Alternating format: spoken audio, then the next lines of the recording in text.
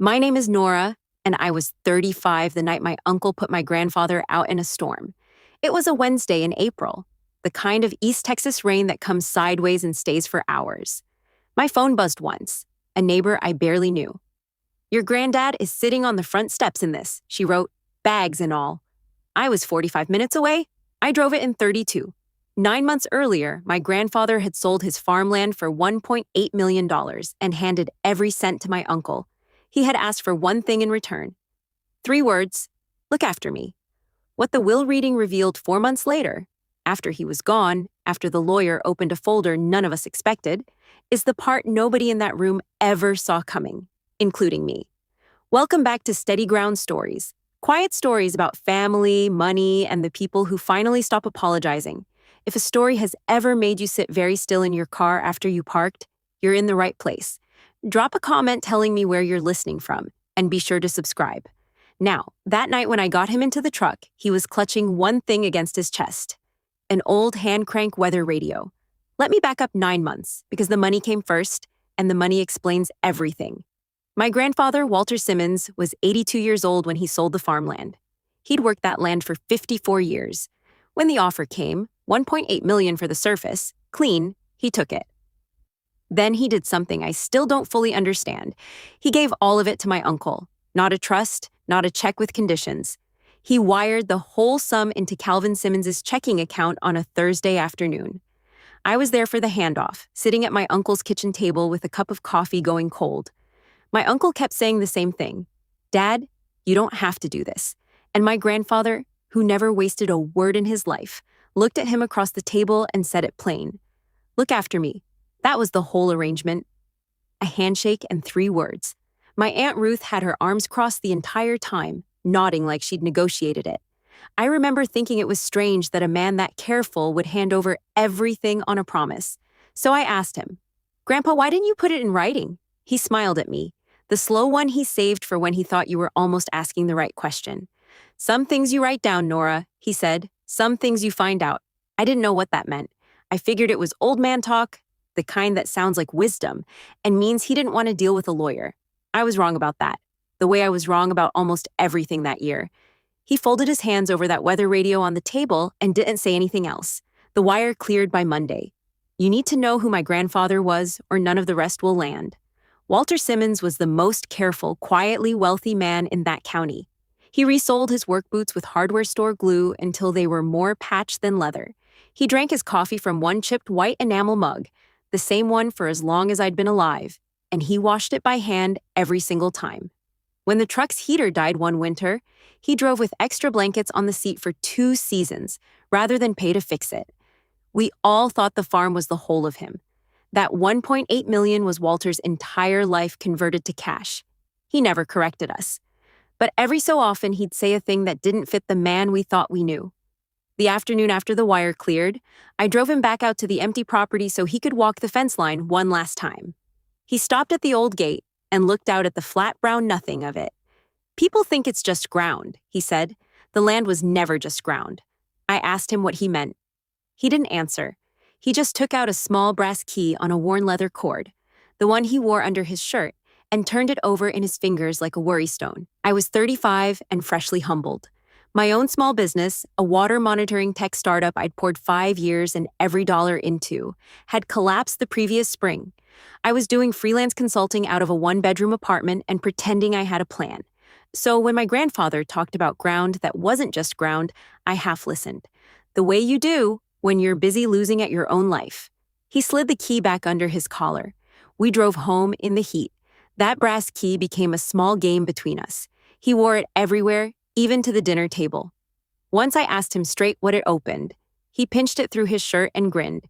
"Key still opens something worth opening," he said. That's all I'll tell a girl who lost a whole company. Coming from anyone else, it would have stung. From him, it was almost tender. Walter's way of saying he hadn't written me off, even if I had. He moved into my uncle's house in town that week. Calvin gave him the back bedroom that used to be my cousin Derek's. For about a month, it looked fine from the outside. Then the phone call started.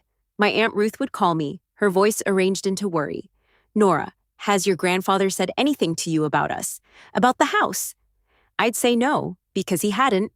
Ruth would go quiet for a second too long. Well, she'd say, he gets muddled sometimes. We just want to manage things properly. I didn't have a word for it then. I do now. It's the oldest move in elder manipulation. You isolate the money conversation, you keep the responsible relative in the dark, and you call it managing. My aunt was very good at it. She'd grown up with little and married into the Simmons family expecting more than Walter's frugality ever gave her. 32 years of feeling behind in a family that owned land. When the 1.8 million landed, something in her decided it was finally, at long last, owed. I didn't see the danger in those phone calls. I thought my uncle and aunt were just tired. I thought caring for an old man was hard. I told myself that for weeks, right up until the night the bags went out on the porch in the rain. So now we're back to that Wednesday in April. The rain, the neighbor's text.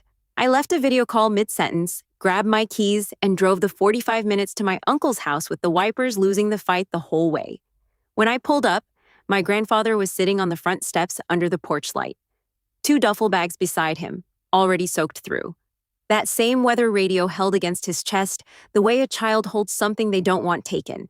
The antenna up, the little speaker crackling out a storm advisory nobody needed because the storm was right there. The porch light was on. The house lights were off. They'd put him out and gone to bed. I came up the walk and my uncle opened the door before I could knock, like he'd been waiting to explain himself. Nora, it's not what it looks like. Calvin said there's a room opening up at Sunrise Gardens. My aunt appeared behind him in her robe. We set him out early so the transport could find him easy, she said. In the morning? In a thunderstorm at 10 p.m.?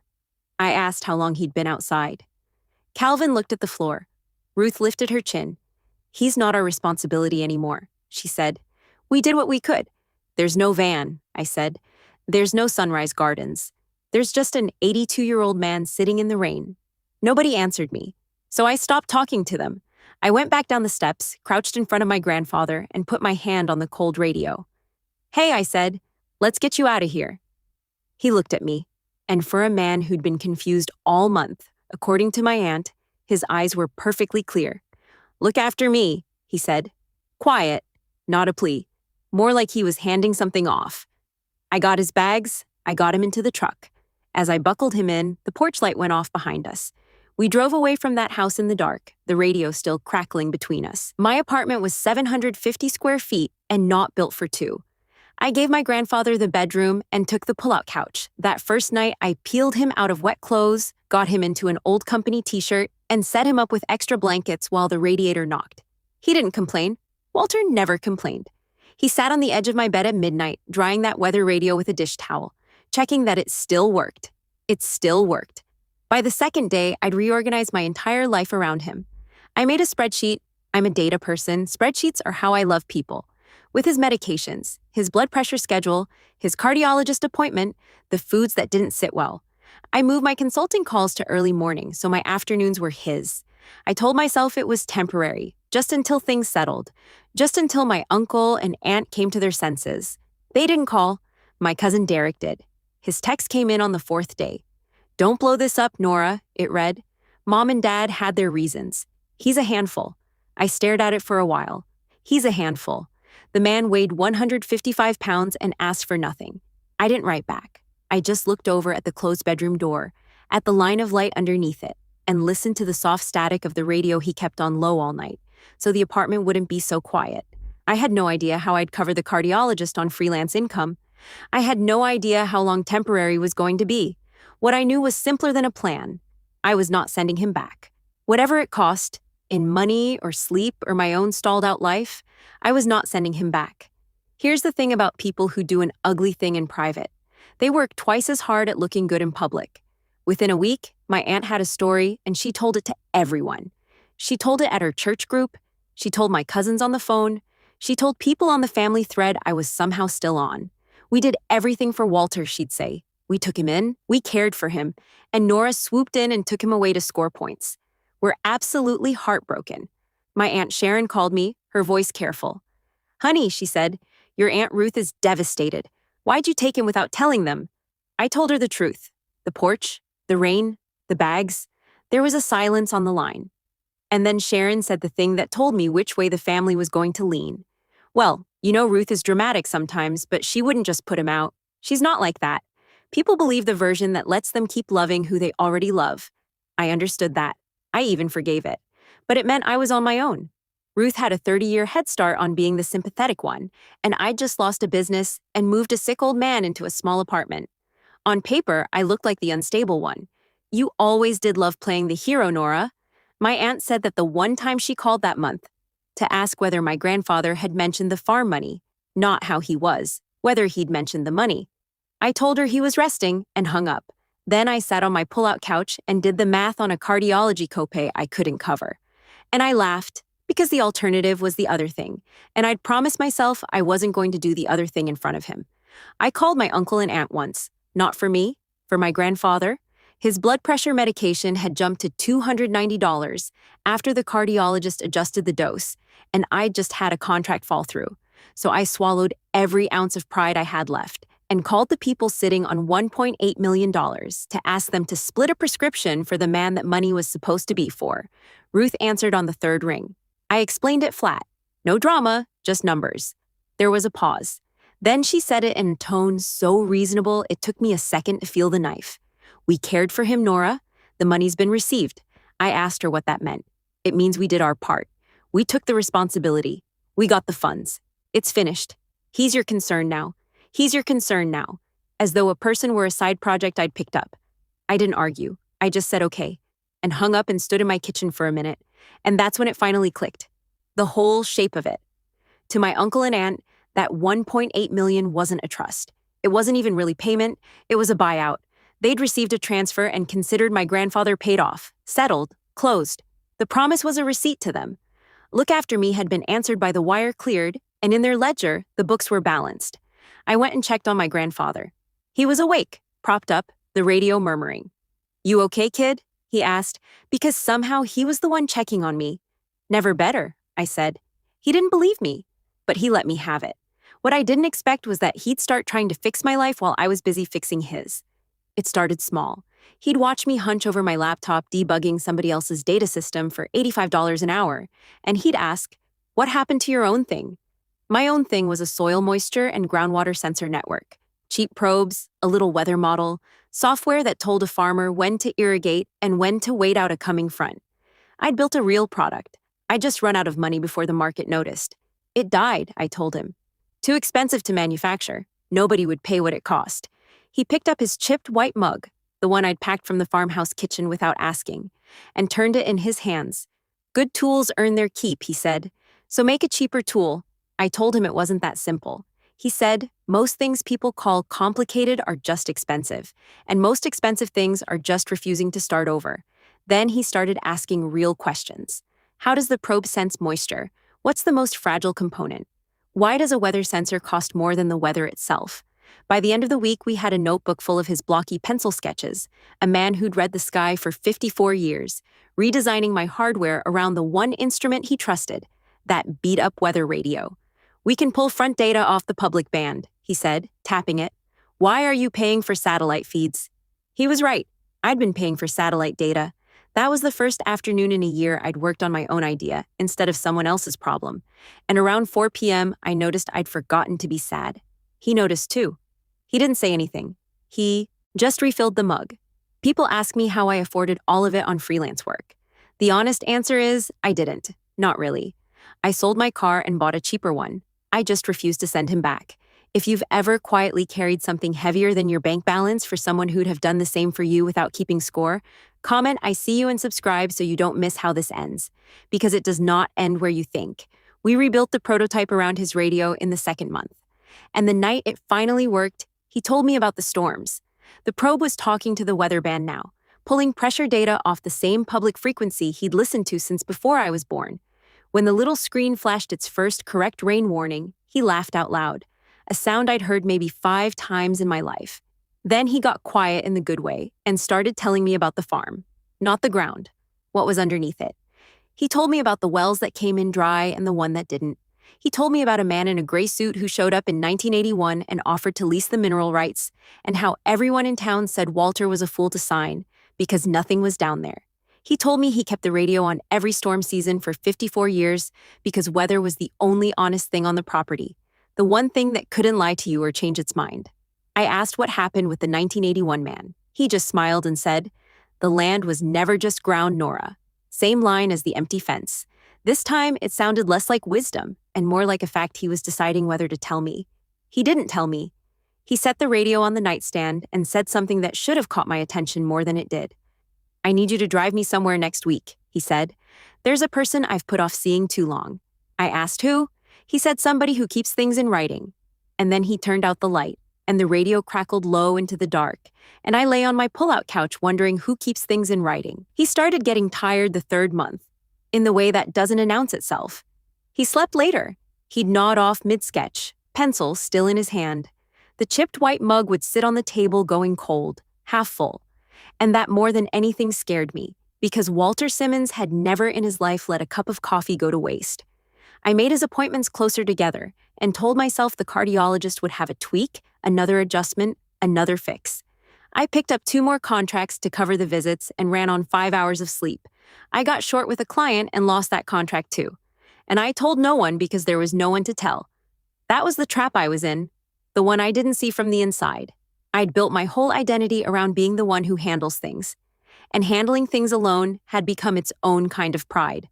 I wouldn't ask my cousins. I wouldn't ask Derek. I wouldn't have asked my own reflection for a glass of water. So I just absorbed it, all of it, until my hands shook a little in the mornings. One afternoon, my grandfather watched me count his pills into the daily organizer with my jaw set tight, and he reached over and stopped my hand. "You're doing the thing," he said. "What thing?" "The thing where you carry it so nobody sees the carrying?" I told him I was fine. He gave me that slow smile. "So am I," he said, which we both knew was a lie. And somehow that made it easier. 2 liars at a kitchen table, refusing to be sad together. That night, he asked again about the appointment. "Next week," I promised. He nodded and closed his eyes, and his breathing went slow and even, and I sat up, watching the line of light under nothing, listening to him sleep. I found it while sorting his medications. He had asked me to refill his pill organizer from the bag of bottles he kept in the nightstand drawer. When I pulled the bag out, something slid out with it and landed on the floor. A sealed envelope, the heavy cream kind, with a small printed appointment card paper clipped to the front. The envelope had a name and address embossed in the corner. Eleanor Marsh, attorney at law, estate, and trust. The card had a date and a time, 9 days out. And below it, in handwriting that wasn't my grandfather's, a note. "Bring the key." I sat back on my heels and held it. I didn't open it. I want you to understand that because I've thought about it 100 times since. The man had given away $1.8 million and gotten thrown out in the rain, and his granddaughter, broke and exhausted, found a sealed envelope from an estate attorney in his nightstand and did not open it. It didn't even tempt me. Some doors a person opens on his own. I clipped the card back on and slid the envelope into the drawer exactly where it had been. And when I went to put the bag away, I saw him watching me from the bed. He'd been awake the whole time. He looked at the drawer, then at me, and his hand went up to his collar and closed around the brass key on its leather cord, the way you'd hold a thing you were finally about to use. "You'll drive me Friday," he said. It wasn't a question. I said I would.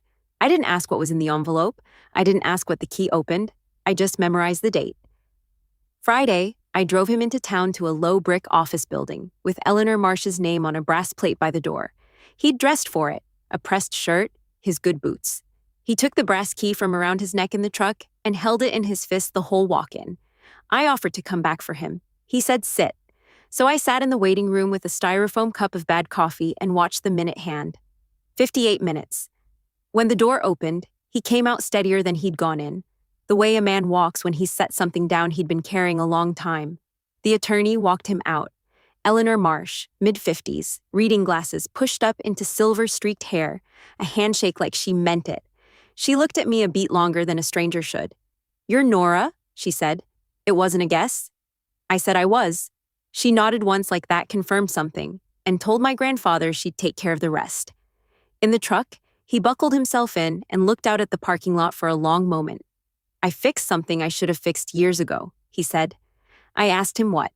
He turned the brass key over in his fingers, then slipped it back under his collar. "You'll find out," he said. Same as always. I started the engine. I wanted to push, to ask what the envelope said, what the key opened, what he'd fixed, and why now. but he had his eyes closed and his face tipped toward the sun coming through the glass. And he looked for the first time in months, like a man at peace. So I let him have the quiet and drove us home. Derek showed up the following weekend. My cousin is 40 and underwater. A house flip in Lubbock that went badly sideways. A second loan. A tone of voice that's always halfway to asking for something. He brought a gas station bouquet and a smile and the transparent intentions of a man who's done the arithmetic on a dying relative. He sat with my grandfather for 12 minutes, mostly talking about himself, then found me in the kitchen. "So how's he doing?" "Really?" Derek said, and I knew really meant financially.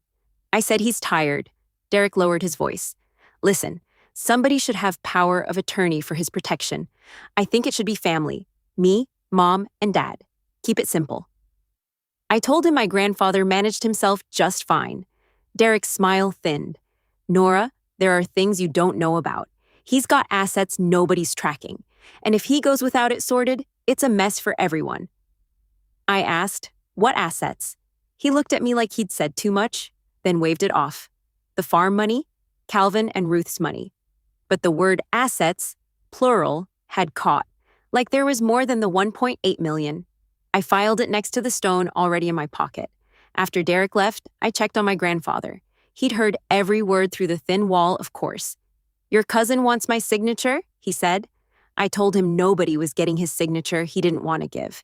He chuckled low and dry.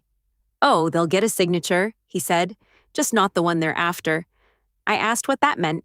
He patted the radio on the nightstand like an old dog. "Turn this up, would you?" he said. "There's weather coming." And there was. 3 days out on the long-range band, the first spring storms rolling up out of the Gulf. Though by the time they hit, everything had already changed. The last fully good night we had was a Sunday. He felt strong, ate a real dinner, sat up at the kitchen table while I worked on a new probe circuit. The radio played a ball game low. He watched my hands for a while, and then he said the thing he'd kept folded up and carried. "You never once asked me what was in it for you," he said. I looked up. He was turning his mug slowly on the table. "Your uncle, the day of the wire. Your cousin last weekend." First question out of all of them was always, "What's in it for me?" "You've had me 4 months. You sold your car. You haven't asked once." I told him there was nothing to ask about. He shook his head slowly. "That's the whole thing, Nora. That's the entire thing." I didn't know what to say. So I said the true thing, the small one. "I didn't take you in for a reason. I took you in because it was you." He was quiet a long moment. Then he said it, and he flipped my own grandfather's 3 words around so they pointed back at me. "You did look after me," he said. Past tense, like he was closing a book he'd been reading a long time. I made some joke about how the job wasn't done yet. "Eat your vegetables," and he let me. But something had settled in him. A stillness I mistook for peace, and only later understood was a man arriving somewhere. He went to bed early. I tucked the blanket and turned the radio down. Not off, the way he liked. At the door, he said, "Good night, kid." I said, "Good night, Grandpa." Those were the last ordinary words we traded. I didn't know that. He might have. I'm going to tell you what the lawyer read out loud, and I promise it's worth the wait. But first, if you have an aging parent or grandparent and you've never put your care arrangement in writing, take this as your sign. A handshake is not a plan. A cleared wire transfer is not a contract. Comment noted if you needed to hear that today. Hit subscribe and stay with me, because this is where it turns. He didn't wake up on a Thursday morning. I knew before I opened the bedroom door. The way you know a house is empty the second you step in. He'd gone in his sleep sometime in the small hours, with the radio still murmuring on the nightstand and the chipped white mug rinsed and upside down on the drying rack where he'd left it the night before. He'd washed his own mug, 82 years old, 4 months from a porch in a thunderstorm, and the last thing he did was rinse his cup so I wouldn't have to. I sat on the edge of the bed for a long time. The radio kept talking, a calm voice reading out a river gauge forecast for a basin 300 miles away, for farms neither of us would ever work. At some point, I reached over and turned it off, and the apartment got so quiet I couldn't stand it. So I turned it back on. Then I did the things you do. I called the doctor, I called the funeral home. And then, because they were his family and it was the decent thing even when they hadn't earned decency, I called my uncle. Calvin picked up. "Calvin," I said, "Grandpa passed last night."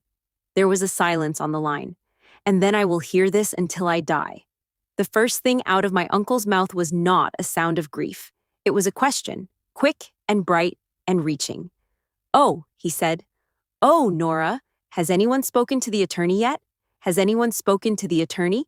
His father was 4 hours cold, and his first instinct was the estate. I told him I had to go and hung up. The radio crackled. I made myself a cup of coffee in his mug and let it go cold, just to know how it felt. The funeral was where my aunt gave the performance of her life. She wore charcoal gray and wept on cue at the front of the chapel, dabbing under her sunglasses, accepting the arm of every cousin who came to comfort her. We took such good care of him. She told the receiving line again and again. We did everything we could. At the end, he just wanted to be with family. People nodded. People held her hands. My Aunt Sharon shot me a look across the room that said, "See, she's devastated. How could you have thought?" I stood off to the side in a black dress I'd bought for a business pitch I never gave and said nothing, because there is no winning a grief contest against a woman willing to cry at her own crime. Derek gave a eulogy about the value of hard work that was somehow mostly about Derek. My uncle didn't speak. Calvin sat in the front pew with his hands between his knees and his eyes on the floor. Twice I saw him glance at the casket and look away fast, like it hurt to be seen looking. That was the first crack I noticed in him. I tucked it away. After the service, while the crowd thinned, a woman with silver-streaked hair came up the aisle toward me. Eleanor Marsh, in a navy suit, a leather folder under her arm. She offered her condolences, plain and real. Then she handed me a card with a date and time on the back. "The reading of the will," she said. 8 days out, my office. She held my eyes. "Your grandfather asked that everyone be in the room." Everyone. And then she did the strangest thing. She glanced once at my aunt across the chapel, looked back at me, and nodded. A small, private nod. The kind that means I know something you don't yet. The 8 days before the reading were their own slow weather. My aunt's story hardened into family fact. Nora took advantage of a confused old man. Nora isolated him from his loving family. Nora is after the estate. The irony of that last one, coming from the woman whose first question over her father's body was about the attorney, could have powered a small city. The cousins took sides. Sharon called to suggest gently that maybe I should let the family handle the will and not make a scene. A scene. I'd made a casserole every night for 4 months and lost 2 contracts and a car. My aunt cried at a chapel, and that was grief. I refused to argue, not because I was a saint. I wanted to scream the truth into the group thread until my throat gave out, but because I'd watched my whole family spend 9 months proving that the loudest version wins, and I had decided I was not going to fight on their field. Let them talk. The talk wasn't the trial. The talk was just talk. "I'm not going to argue about a man I actually showed up for," I told Sharon, and hung up before she could make it a scene about how I'd made it a scene. In the quiet apartment, I kept his radio on. I kept his mug on the windowsill.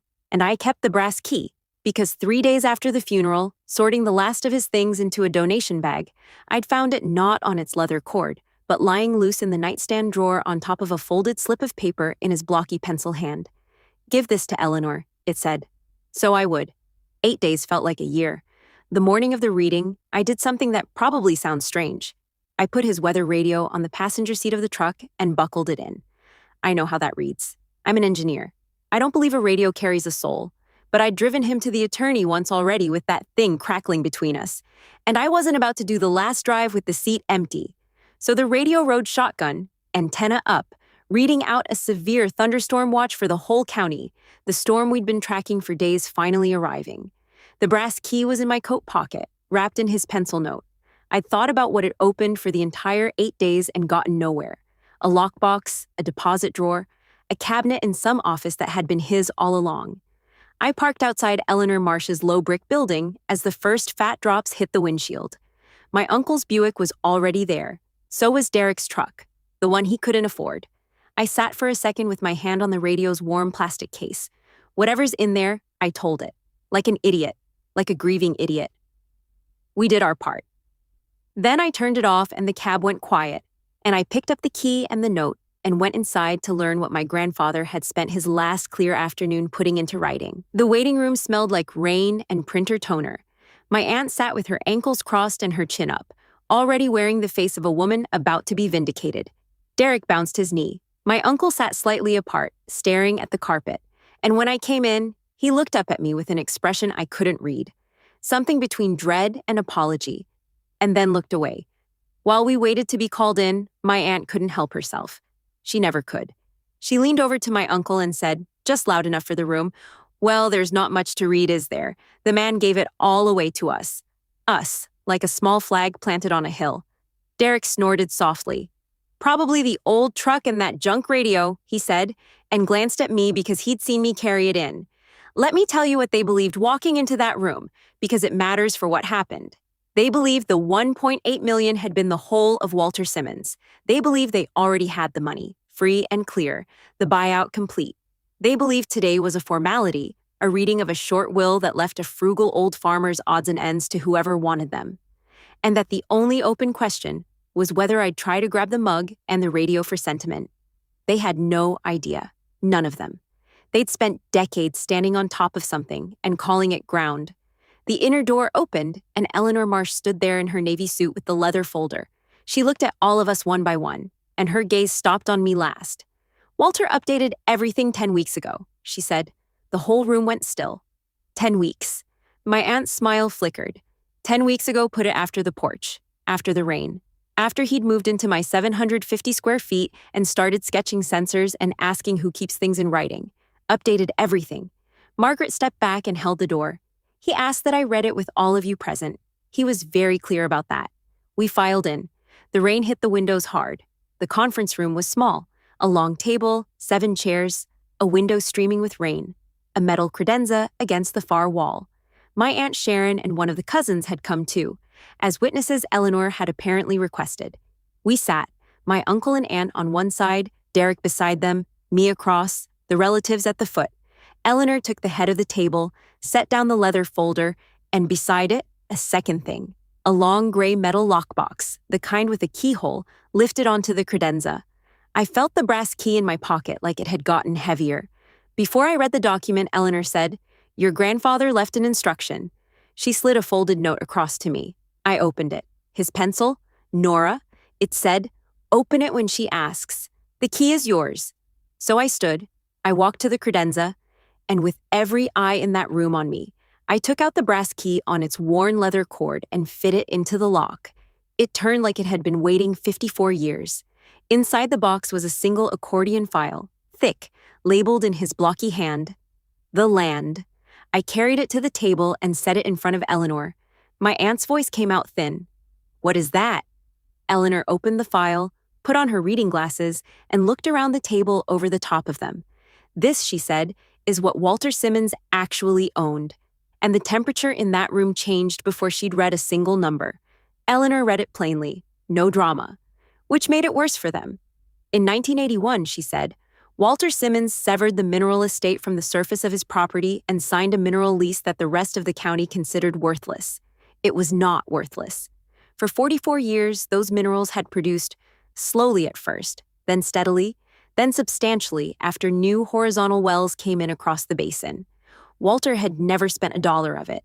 He'd let it accumulate in accounts and conservative holdings he managed himself, alone, telling no one, patching his boots, driving with extra blankets instead of fixing the heater. When he sold the surface of the farm last year, Eleanor said, he sold only the ground. He kept what was underneath. She turned the statement around so the table could see the bottom line. The mineral estate and its accumulated proceeds were valued, as of 10 weeks ago, at just over $24 million. $24 million. The number sat in the middle of the table like a stone dropped through a window. Derek made a sound like he'd been hit. My aunt said, "That's impossible," in a voice that had lost all its certainty. Sharon's hand went to her mouth. And my uncle? My uncle didn't look at the statement at all. He was looking at the accordion file, at the words, "the land" in his own father's pencil, and his face had gone gray. The land was never just ground. I heard it in my grandfather's voice as clear as if the radio in the truck had carried it in. He told me twice. He told me at the empty fence, and again the night the prototype worked. Both times I'd half listened, busy losing at my own life. My aunt recovered first, the way predators do. "Fine," she said, gripping the table edge. "Fine, but we have the $1.8 million. That's settled." That was his gift to Calvin. Eleanor let her finish. Then she drew a single page from the file and laid it flat. "About that," she said, Walter documented the transfer of the 1.8 million in this estate plan. He recorded it not as a gift and not as payment for care, because no caregiver agreement was ever signed, but as an advance against Calvin's share of the estate. An advance. My aunt didn't understand the word yet. I watched it land on her in stages. Eleanor made it simple. It means, she said, the 1.8 million has already been counted. It comes off the top of what Calvin was to receive. There is no separate gift. And under the terms Walter signed 10 weeks ago, after deducting that advance, the remainder allocated to Calvin Simmons is, she ran her finger down the page, this amount. She turned it around. The number under Calvin's name was small, smaller than Derek's truck loan. Eleanor looked up and read one line from the document in my grandfather's own words, because he'd asked her to read it exactly. A cleared transfer is not the same as a kept promise. I heard my aunt's own voice come back at her across 9 months and a grave. We did what we could, the wire cleared, and I watched it break against that single sentence. She'd built her whole defense on a receipt, and my grandfather, from inside a folder labeled in pencil, had just informed the room that he'd never accepted the receipt as payment at all. Then Eleanor came to me, and I want to be honest about what I felt, which was almost nothing. A high, clean ringing, like after a loud noise. The residue of the estate, she read, after the advance to Calvin and modest bequests to others, including a fund Walter directed be established, passes in trust to his granddaughter, Nora Simmons. She named the figure. I didn't hold on to it. I was holding onto the edge of the table and the brass key, still warm from my hand. Eleanor set down the statement and picked up the cream envelope I had found and never opened, 11 days before I ever met her. He asked me to read this to you, all of you. At the end, she said. She unfolded the letter. It was short. He'd never wasted a word in his life. To the ones who got the wire, he wrote, I hope it spends well. I gave it to you on purpose. I wanted to see what a person does when they think the money is already theirs and the old man is just wait. Now I know. To Nora, you didn't open the envelope. I watched you put it back. You never asked what was in it for you. Not once. Not on the worst night. And that is the only reading of a person I have ever trusted. The land was never just ground, kid. Neither were you. Look after it the way you looked after me. I didn't cry in that room. I'd promised myself I wouldn't do the other thing in front of them, and I kept the promise the way I'd kept the other one. But I put my hand flat on the accordion file, on the word land in his pencil, and I left it there. That was when my aunt detonated. She came up out of the chair with both hands on the table. She manipulated him, she said, her voice climbing. A sick, confused old man 10 weeks before he died. She got in his ear. She turned him. This is undue influence, and I will contest every word of it. Eleanor didn't blink. The video record of Walter's capacity assessment is in the file, she said. 2 physicians. He was found fully competent. You're welcome to contest it. My aunt turned on me instead. After everything this family gave up for him, she said, 30 years, and you steal it with a soldering iron and a sob story. Her face was wet now, but it wasn't grief. It was rage wearing grief's clothes. And everyone in that room could finally see the difference. Derek had his head in his hands, doing the math on a number that wasn't coming. Sharon had gone very still and was looking at my aunt like she was seeing her clearly for the first time in 30 years. And my Uncle Calvin made a sound, a small, cracked sound. He was staring at the letter in Eleanor's hand, and his eyes were red and his mouth moved. And what came out was one word. Dad. Just that. For 1 second, I thought he might stand up, might say the true thing, might break the right way. He looked at me, I looked back, and then my aunt said, Calvin, sharp as a slap. And my uncle closed his mouth and lowered his eyes to the carpet and stayed exactly where he'd been for 30 years. Look after me. He only ever asked one thing of one person, and it wasn't the one with the check. I stood up, not because I had a speech, I didn't, but because I was done sitting, and because the calmest thing in that loud room was me, and I wanted to keep it that way. My aunt was still talking, something about lawyers, something about how this wasn't over. I waited until she ran down. Then I said the only thing I had. I'm not going to fight you. I'm not going to contest or argue or post anything or call the cousins. Grandpa already said everything in writing. I'm just going to do what he asked. She stared at me, waiting for the attack that would let her be the victim. I didn't give it to her. You had a wire transfer you treated like a contract, I said. I had a man I never sent back. That's the whole difference. It's the only difference there ever was. I picked up the accordion file and the key and nodded to Eleanor, who nodded back toward the door. I stopped because there was one more true thing, and it cost me nothing. He washed his own mug the night he died, I said to the room, to my uncle most of all. So you wouldn't have to. Then I walked out into the hall, and behind me I heard my aunt's voice rise again and break against the silence of everyone who used to believe her. And I kept walking, out past the toner smell, into the rain. Here's what the money did and didn't do. Because catharsis is cheap and consequences are real. My uncle and aunt kept their $1.8 million. It was already spent down considerably. A new Buick, a kitchen remodel, a down payment on Derek's failed flip. But the advance meant nothing more was coming, and the $24 million they'd assumed was theirs by blood had never existed in their hands at all. They didn't contest. Eleanor made a quiet call about the capacity assessments, and the fight went out of it before it started. Derek had to face his own debt without a windfall to bail him out. Last I heard, he was selling equipment. The cousins who'd nodded along at the funeral went quiet. Sharon called me a month later, and the first thing she said was, "I'm sorry, Nora." I believed her because it was easier. The version of my aunt that had run the family narrative for 30 years, devoted, deprived, devastated, didn't survive that conference room. People had watched her stand over the word land in her dead father-in-law's hand and call her own niece a thief. You can't take that back with charcoal gray and sunglasses. She'd said, on a porch in the rain, "He's not our responsibility anymore." She was right in the end, just not the way she meant it. None of them were my problem anymore. I was the one with the file labeled "The Land" and the brass key, and a letter I'll keep until they bury me. I drove home in the storm with his radio, reading out the all clear as the cells moved east, and I sat in the parking lot until it passed. I felt the particular quiet grief of having won something I would have traded back in a heartbeat for one more bad cup of coffee with a stubborn old man. It's been a year. I did what he asked. The trust funded the thing he and I started at my kitchen table. The cheap soil and storm sensor redesigned around his ridiculous weather radio, the one that pulls a coming rain off the public band, so a farmer doesn't have to pay for the sky. We sell it now at a price a real farm can afford, which was always his whole point. Good tools earn their keep. And the fund he wrote into the will, I run that too. It's small and specific. It helps families who can't afford care keep an aging parent at home instead of on a porch. We call it the Walter Fund. No plaque, no gala, just rent covered and prescriptions filled for people the wire transfer kind of family decided were a problem. His radio sits on my workbench, still on, still murmuring weather to a room that mostly ignores it. The chipped white mug holds my pens. The brass key hangs on a nail by the door. And some mornings I touch it on my way out, the way he used to turn it over in his fingers. Key still opens something worth opening. He was right. It opened a box and a number and the truth. But mostly it opened the part of me that had stopped believing that showing up for someone counted for anything. A wire can clear in a single second. People will tell you that settles the account. But keeping a promise takes the rest of your life. And in the end, that's the only ledger anyone reads out loud in a room that goes silent. That's my story. One stormy night.